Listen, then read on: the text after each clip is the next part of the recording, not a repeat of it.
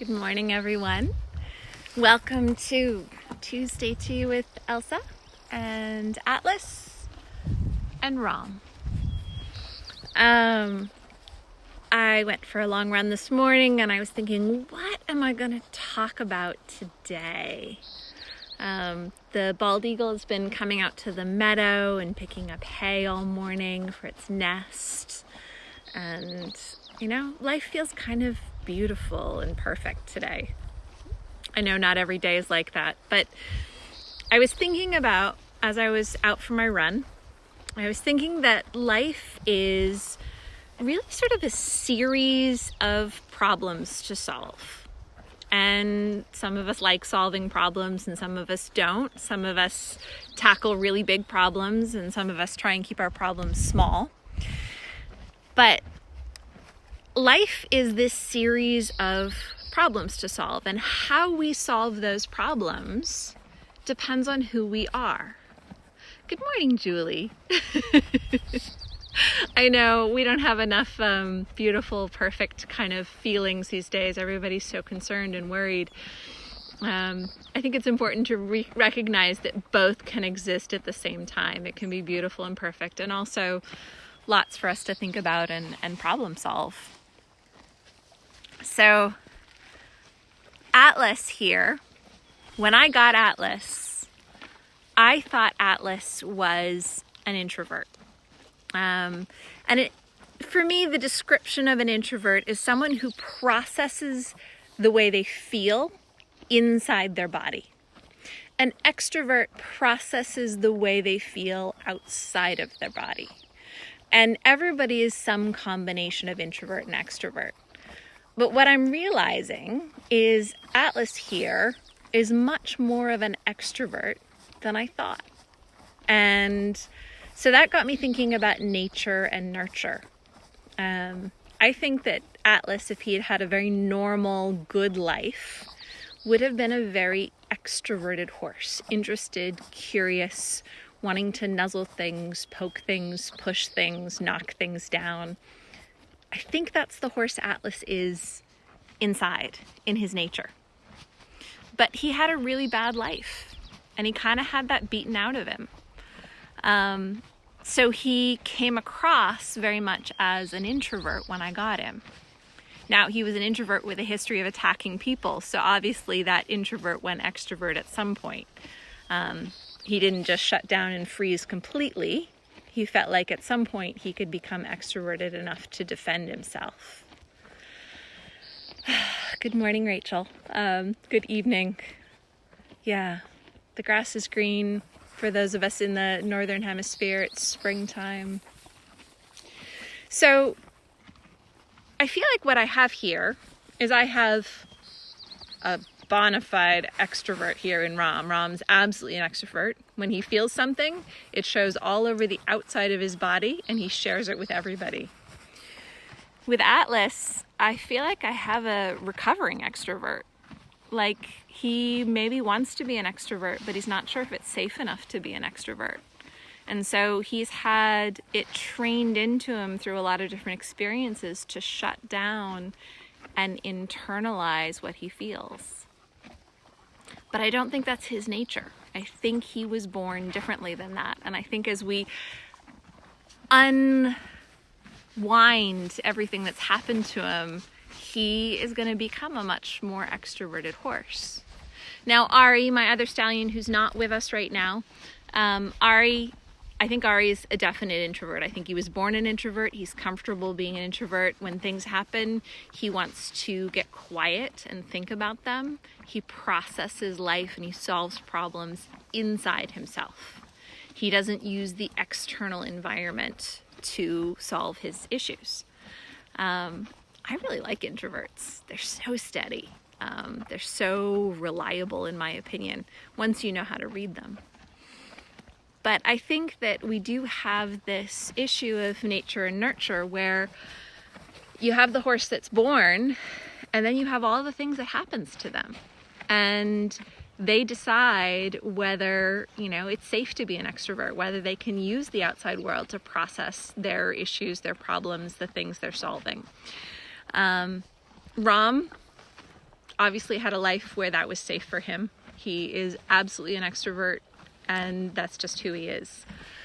Atlas, I think he's a little bit of a mixed character.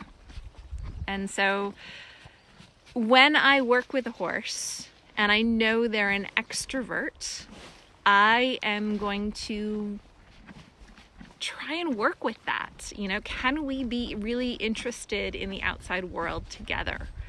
But at the same time, I'm going to nurture a little bit of balance in that, because I find that extroverts want to take action every time they feel stress. Every time they feel like there's a problem, they feel like they should take an action. And sometimes, you know, it's better to just wait. Just wait and think about it.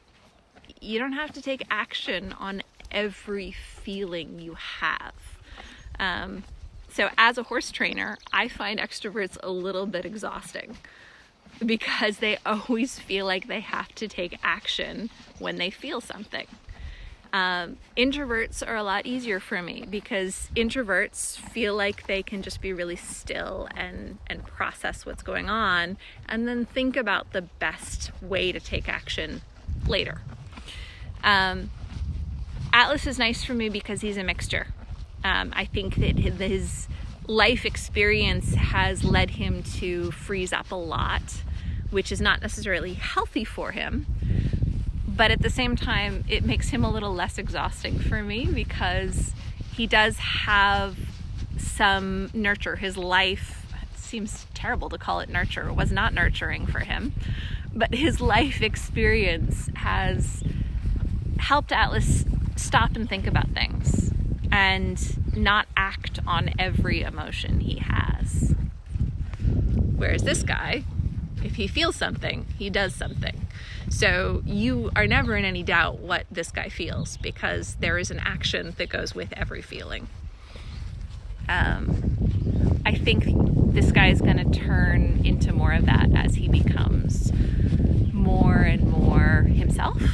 But I also am going to continue to nurture some of the healthy introvert behaviors because it makes my life a lot easier. Yeah, exactly, Julie. It gives us both a moment to think.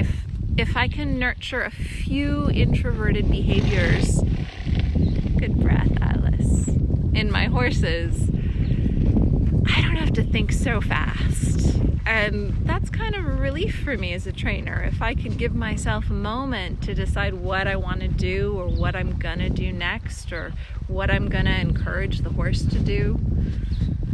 So for me, when I'm horse training, hi Breeze. Breeze wants to be part of tea time. Welcome to tea time, Breezy. There is some mixture of nurturing the introvert and the extrovert side of the horse and knowing what's valuable to them. Does this horse really like solving their problems by using the outside world to help them solve what they feel? Or does this horse really like to go internal and solve their problems by thinking about it and being very still? And if you can understand what you've got, then you can, understand when... There's Rom. He's banging the pan around, hoping that I'll put something in it. When he feels something, he does something. He's very extroverted. So if you can understand the horse you've got, you can fulfill their need or understand their need anyway. And then also look for those moments when you can really reward them for the opposite behavior. Rom, you gonna play some music for us while we have tea time? So that's my thoughts for today. Think about it. Does your horse process their issues, their problems, their puzzles in life by changing things in the external environment?